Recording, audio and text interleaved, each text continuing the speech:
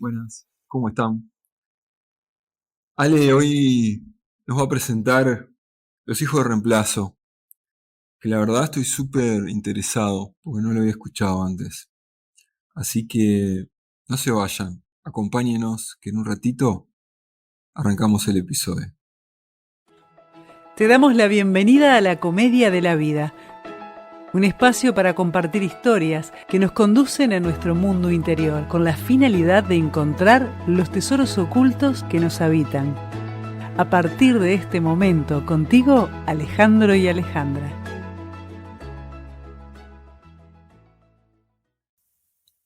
Los muertos están tanto presentes como separados de nosotros. Nos dejan libres cuando los recordamos con amor. Ale, ¿qué es esto de los hijos de reemplazo? Eso que leíste es de Bert Hellinger. Y es una frase que para introducción está muy linda porque nuestros muertos realmente viven con nosotros. No son todas las muertes iguales, obviamente, porque biológicamente nosotros estamos preparados, de alguna manera, para ver morir a nuestros padres, pero no para ver morir a nuestros hijos. Entonces ahí es cuando podemos hablar de hijos de reemplazo. Hay un cuento que a mí me gusta muchísimo, que no me acuerdo de dónde era ni de dónde es que lo escuché, pero más o menos se los cuento que dice algo así. Había nacido en un reino el primer hijo de los reyes, y bueno, estaba todo el pueblo contento y todas las celebridades estaban ahí dándole la bienvenida a este nuevo niño. Y se habían convocado todos los sabios del lugar para, bueno, para darle la bendición, para dar la bienvenida.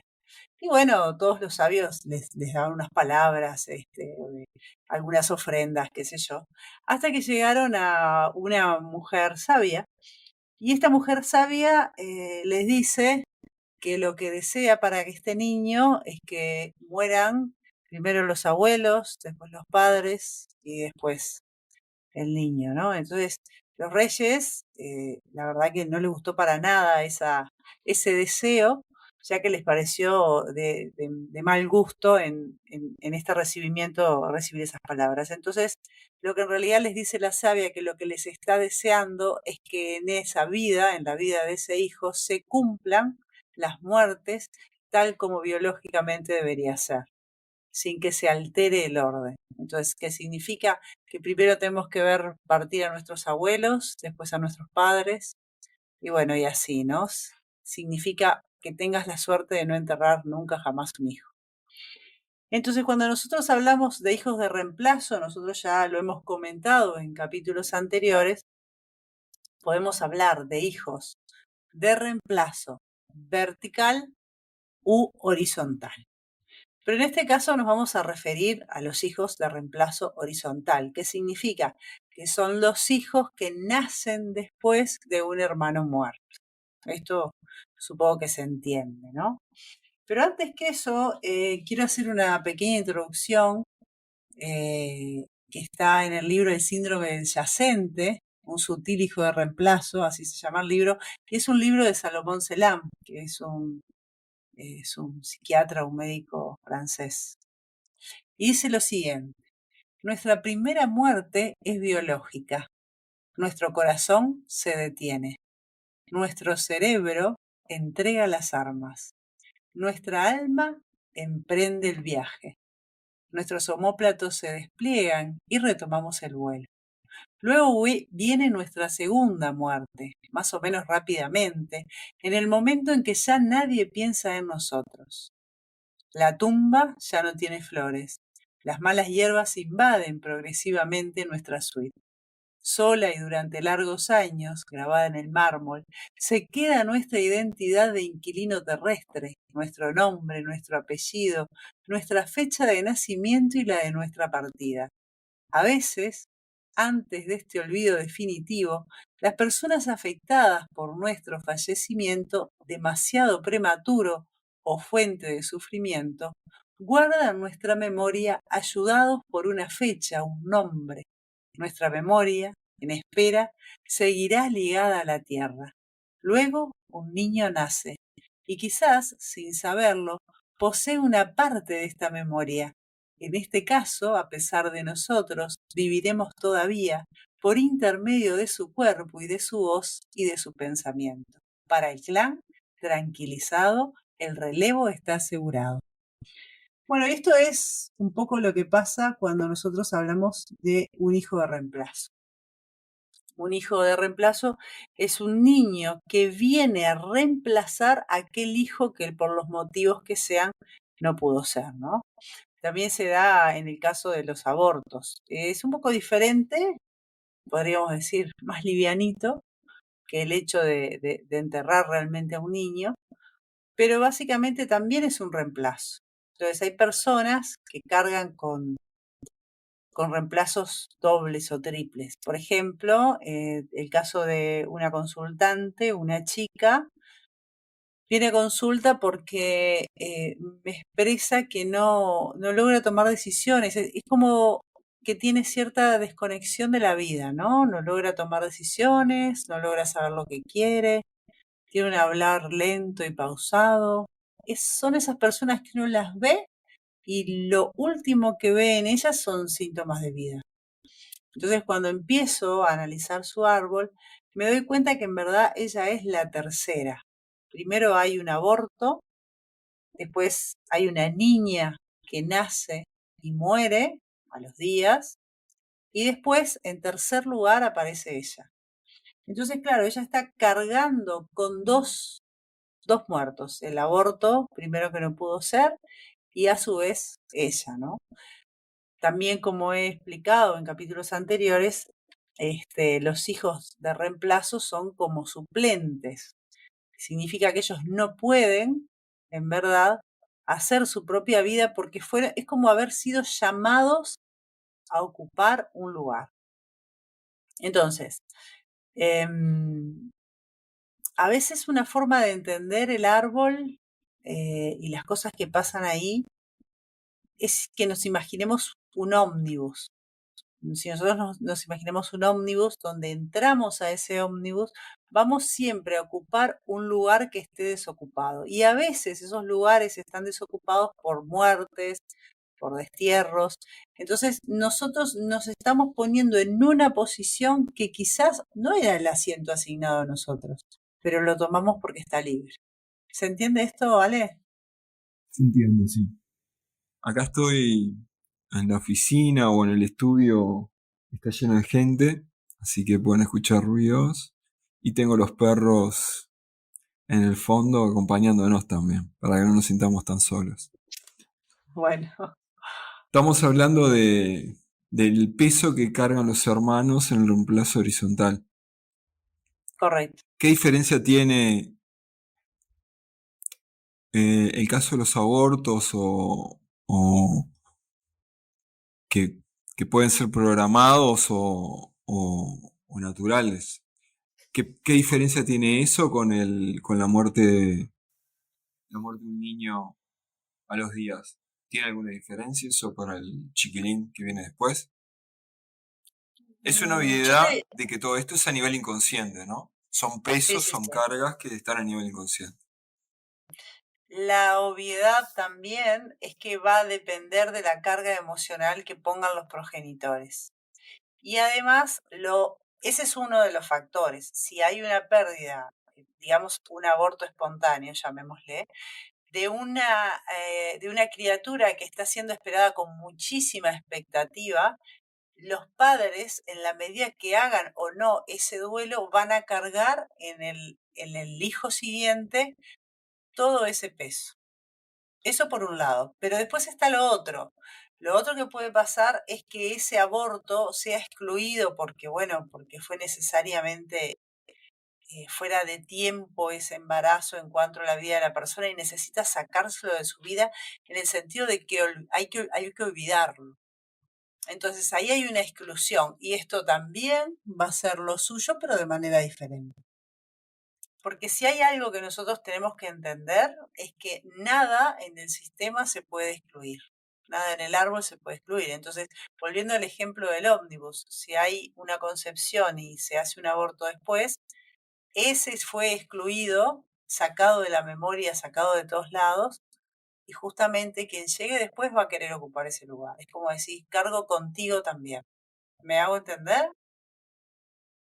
Entonces entender, igual abrís una puerta en la exclusión del clan, ¿no? Que Ujú. no es solo, que no es solo por este tema que estamos hablando ahora. No, es Me una de las surgen varias formas de dudas. exclusión, por supuesto. Ahí va. Ahora, acá estamos hablando de un tema concreto. Es una de las formas de exclusión. Pero, por ejemplo, si tenemos en la familia un estafador, lo vamos a incluir, lo vamos a excluir, perdón, porque podemos considerar que no está dentro de los valores éticos y morales del clan, por lo tanto va a quedar también excluido. Y sin embargo, tampoco se puede excluir. Pero acá, como estamos hablando de un tema concreto, vamos a referirnos solamente a la exclusión en este sentido, ¿no? Bien, si yo soy hijo de reemplazo, horizontal, por un hermano que murió, Ujú. ¿cómo, cómo lo, cómo me impacta en el día a día hoy? ¿Cómo afecta? ¿Qué conflictos me genera eso?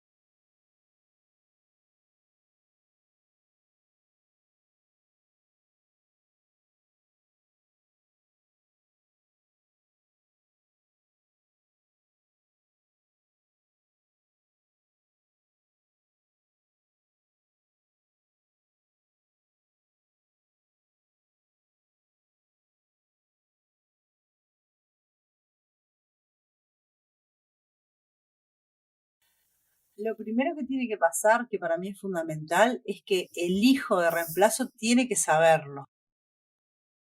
Tiene que saber qué pasó antes, porque no es lo mismo ser un primer hijo que ser un hijo de reemplazo.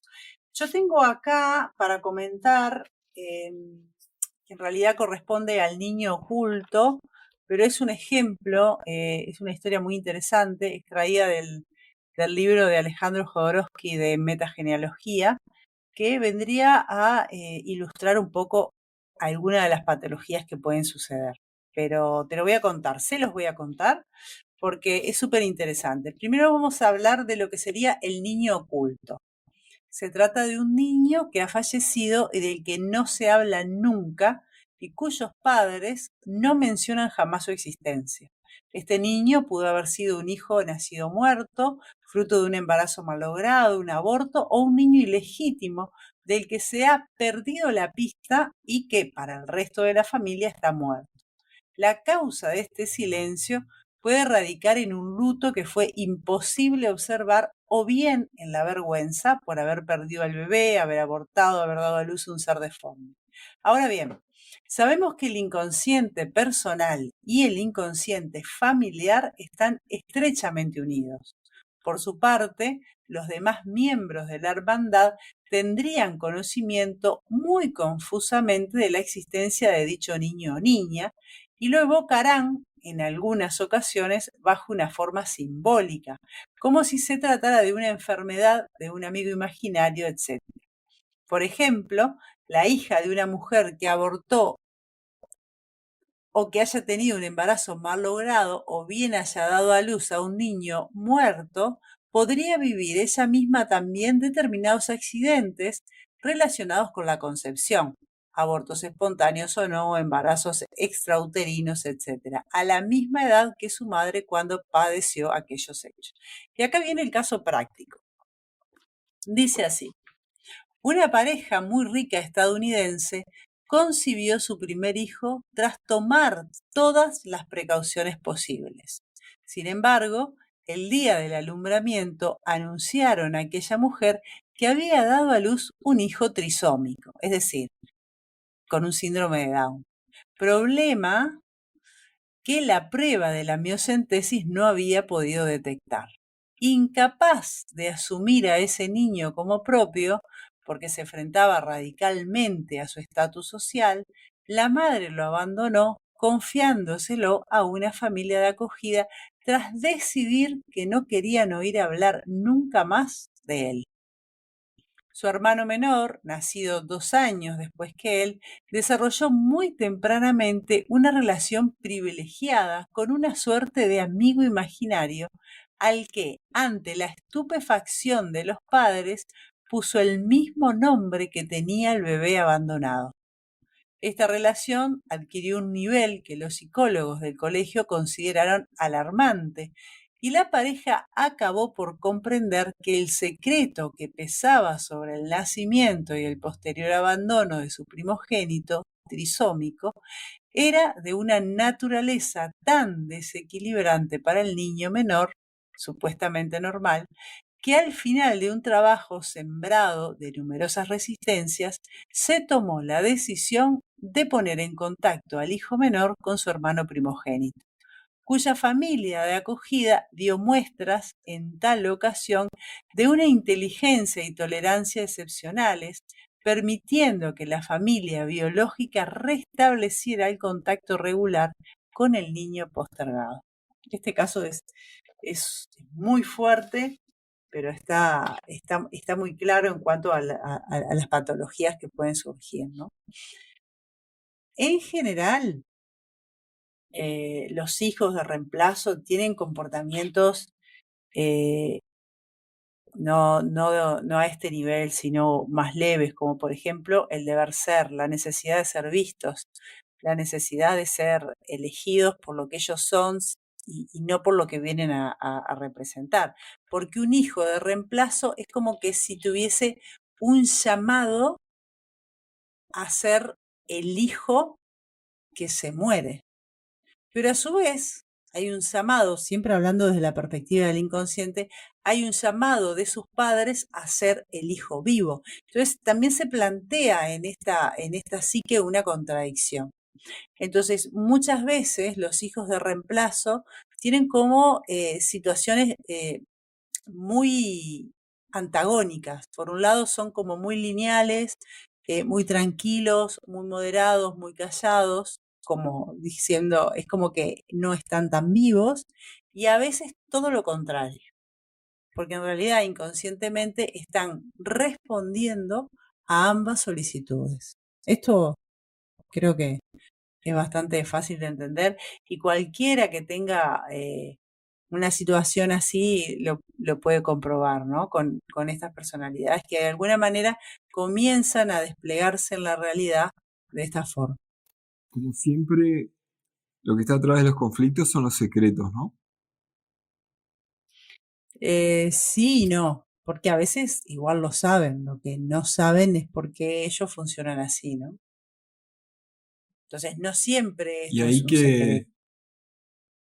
Lo que pasa que Ok, en el ejemplo que di sí se trataba de un secreto que tuvo que el ser extremo. revelado ante la situación del segundo hijo, que realmente viene a poner luz sobre ese hecho que obviamente su alma conoce, ¿verdad?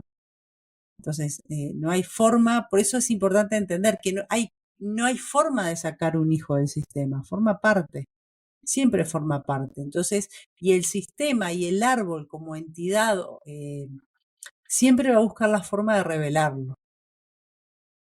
Por eso es importante saber la historia y saber cómo nacimos y saber qué pasó antes de nuestro nacimiento.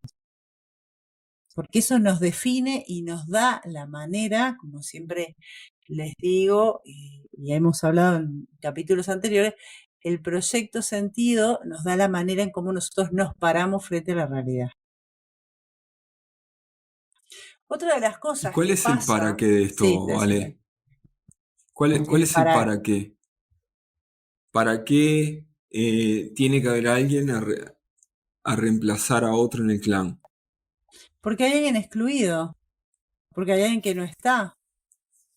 Primero está la necesidad Y de los eso no puede padres. Nosotros pasar. estamos hablando, en el ejemplo que yo ponía de la chica, era, teníamos un aborto, un hijo, una hija que se muere y después esta segunda hija. Entonces, lo que sucede acá es que los padres quieren ser padres. Entonces, en esa necesidad de paternar, generan un hijo que se muere, generan otro hijo que nace y se muere, y generan un tercer hijo que es, en este caso, es, que se mantiene viva, ¿no? Que logra realmente hacerse a la vida. Entonces, el primer para qué es los padres que necesitan tener la experiencia de paternar.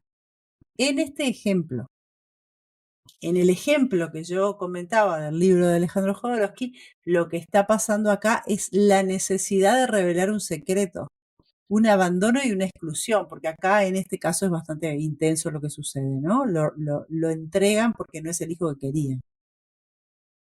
Esa es la otra, eso es un tema para otro capítulo, ¿no? Que las personas tienen hijos para hacer de sus hijos lo que ellos quieren, no para ayudarlos a ser quien son. Y bueno, ahí hay tela para cortar también, ¿no? Porque es como una falta La de familia respeto. Ingalls, Bueno, todos ponele. felices. Sí, total. Otra de las cosas que nosotros tenemos que ver, que pasa muchísimo con los hijos de reemplazos, es lo que tiene que ver con el hijo idealizado. Y acá también voy a comentar lo que dice Alejandro Jodorowsky, porque realmente está muy bien y también tiene un caso, entonces ya que estamos en esto, comentemos esto que está excelente. Dice así, esto se ve muchísimo en consulta. El hijo idealizado es un niño desaparecido que acapara todo el espacio. Fallecido durante su más tierna infancia o en su primera juventud, se convertirá en el héroe de la familia, en el niño ideal que su madre pone por encima de todos los demás y será en él en quien ella deposite todas sus insatisfacciones.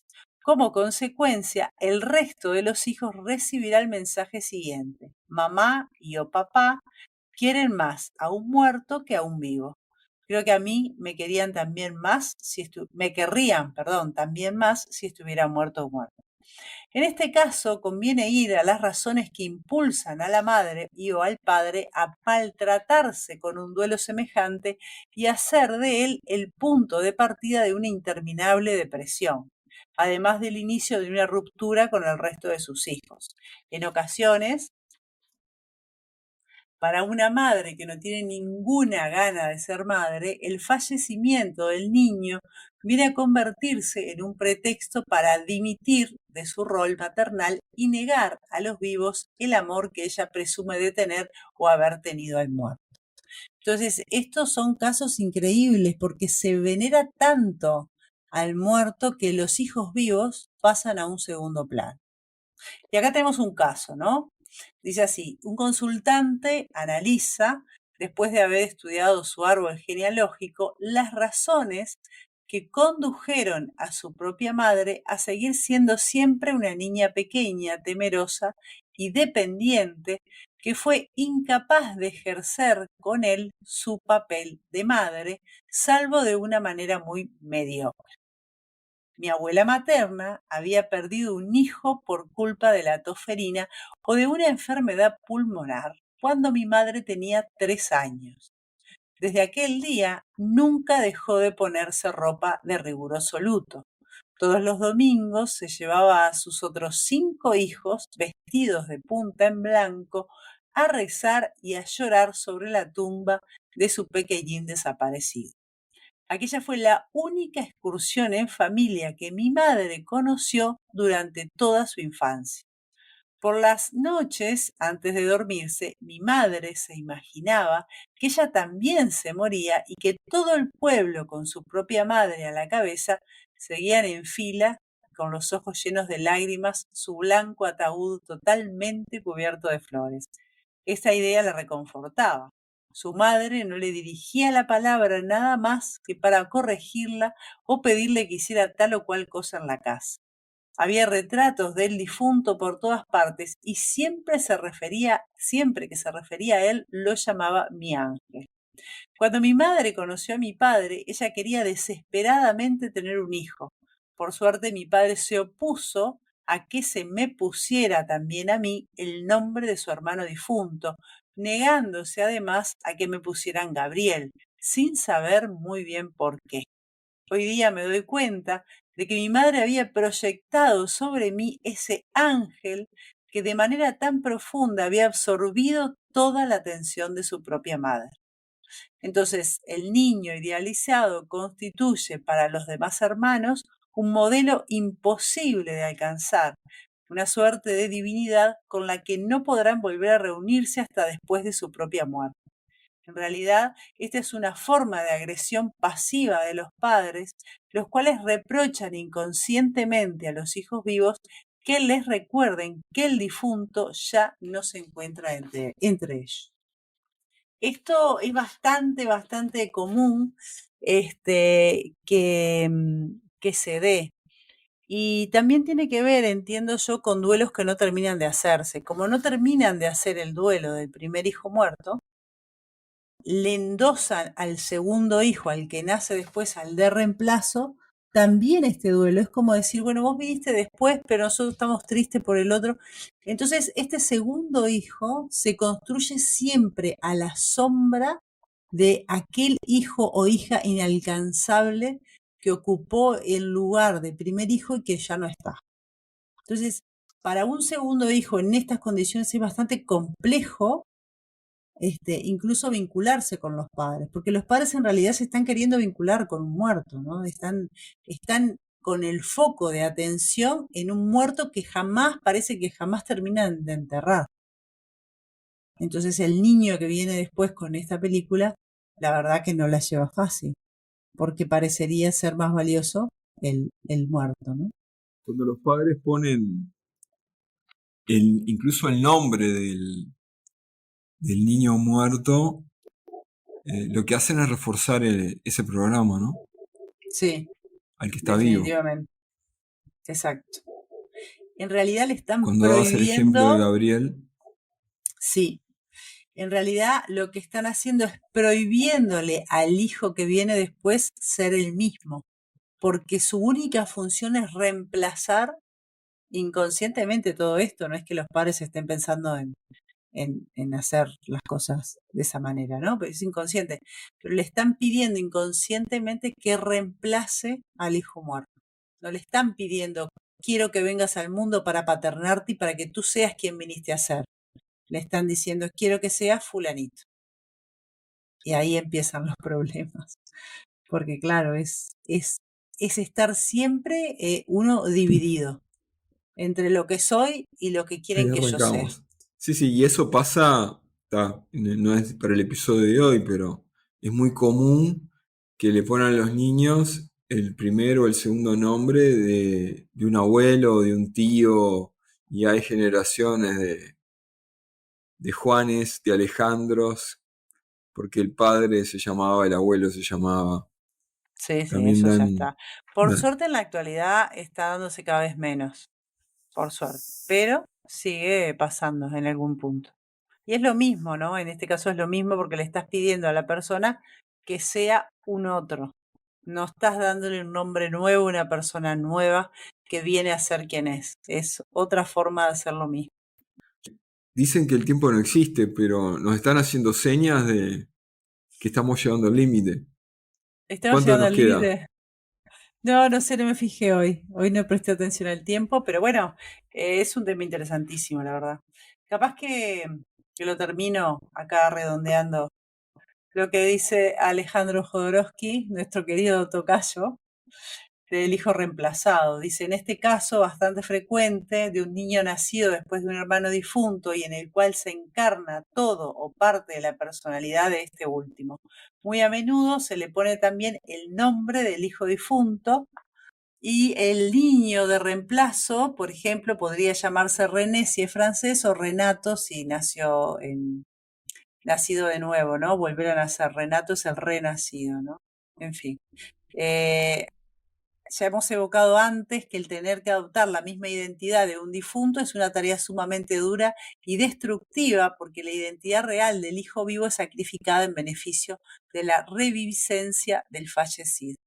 Y esto puede producir suicidios, comportamientos autodestructivos, enfermedades autoinmunes o hacer creer a la persona afectada que está poseída, viéndose permanentemente expulsada de sí misma por unas aspiraciones que no le corresponden.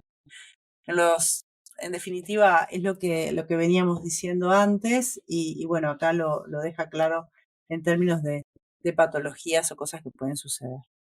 Básicamente, cada uno de nosotros necesitamos tener el lugar que nos corresponde y básicamente ser quien vinimos a ser. Entonces, para esto es fundamental que nuestros padres, nuestros cuidadores, sean honestos en cuanto a los motivos por los cuales aterrizamos en esta experiencia humana y que, bueno, nos ayuden en esta construcción de, como te decía, de ser quienes somos. Como siempre, Ale, nos quedamos cortos. Sí. ¿Con qué seguimos el episodio que viene? ¿Cuál es la comedia que vamos a ver? ¿Cuál es la divina comedia del próximo episodio? Bueno, la verdad que no lo sé, pero bueno, vamos a ver, lo voy a ir pensando. Nos Vamos, que pueden sea ayudar, sorpresa. nos pueden Ahí ayudar va, nos pueden con los ayudar, que sea mensajes. sorpresa de mientras. Bueno, abrazo para todos. Muchísimas gracias por escucharnos. Nos vemos en Un las abrazo redes. para todos y los perros creo que para la próxima nos van a acompañar también. Buenazo. Chao, Chao. chao.